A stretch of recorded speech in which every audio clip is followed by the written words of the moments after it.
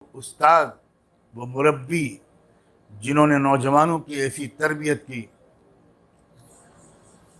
दुनिया हैरान है कि इस हिसार में रहकर उन्होंने कैसी अस्करी तरबियत हासिल की, कैसे रॉकेट और मिसाइल बनाए।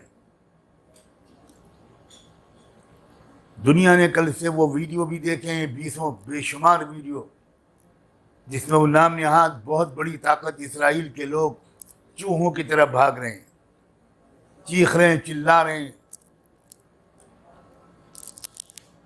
ये बुज़दिल कौम है, दो शैतानी ताकतों के सहारे दहशतगर्द बन गई।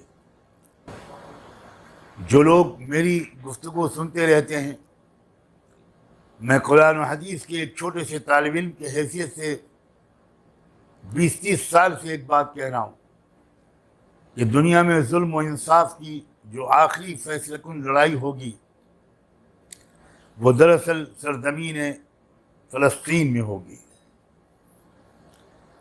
इसमें मुझे कोई शक नहीं है, जितना यकीन मुझको इस्लाम की सदाकत और रहमत दो आलम सल्लल्लाहु अलैहि वसल्लम की नबूवत और रिसालत पर है, और इस बात पर है कि कुरान का एक एक हर्फ बरहक है, उतना ही यकीन इस बात पर है कि जुल्म और इंसाफ का जो आखिरी फैसलाकुल मारका होगा वो उसी सरजमीन पर होगा। और उस फैसलाकुल मारके का वक्त दिन ब दिन बड़ी तेज़ी से करीब आ रहा है, और जो कुछ हम देख रहे हैं, सुन रहे हैं, ये सब उसकी अलामतें और आसार हैं।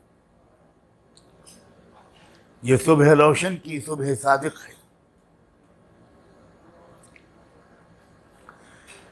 इसलिए मैं तमाम मुसलमानों से, मर्दों और औरतों से, बूढ़ों जवानों से, छोटे छोटे बच्चों से भी ये गुजारिश कर रहा हूँ कि हम यहाँ बैठकर और कुछ नहीं कर सकते। हम खुद एक ऐसी रियासत में हैं जहाँ रोज़ जुल्म के नए रिकॉर्ड तोड़े जा रहे हैं। हम कम से कम इतना करें कि रोज़े रखकर, सदक़े निकाल कर मस्जिदों में एक एक दिन, दो दो दिन, तीन तीन दिन का एहतिकाफ करके दुआएं मांगें, गिड़गिड़ाएं, लंबी नमाजें पढ़ें, सलातुल हाजत पढ़ें, सजदे में गिड़गिड़ा कर उन मजलूमों के लिए दुआ करें, उन मजलूमों की फतह के लिए दुआ करें। आइम्मा हजरात से मेरी गुजारिश है कि फजर की नमाज में कुनूत नाजिला को लाजिमी समझें। अब तो कोई गुंजाइश ही नहीं है इस बात की कि हम फजर की नमाज में भी कुनूत नाजिला न पढ़ें।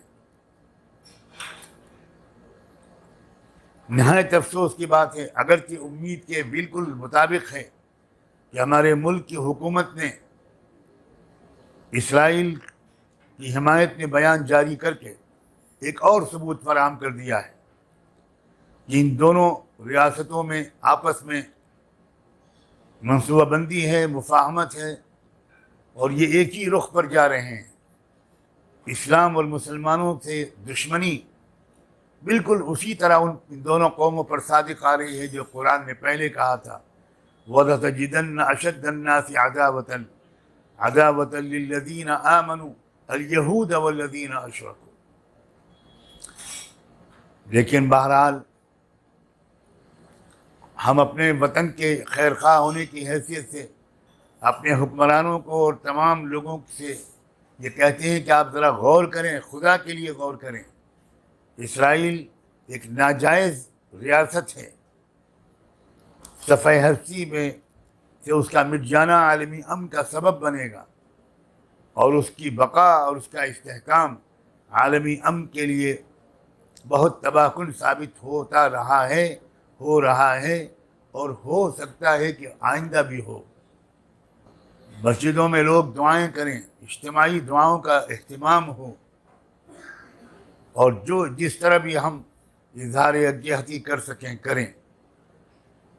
जो सियासी पार्टियां हैं अपोजिशन की, अब इस वक्त उनका इम्तिहान है। क्या वो आतंकवाद के ख़िलाफ़ हैं? क्या वो दहशतगर्दी के ख़िलाफ़ हैं? क्या वो जुल्म के ख़िलाफ़ हैं? क्या वो इंसाफ की लड़ाई सच्चे दिल से लड़ते हैं या मसला सिर्फ सत्ता का है?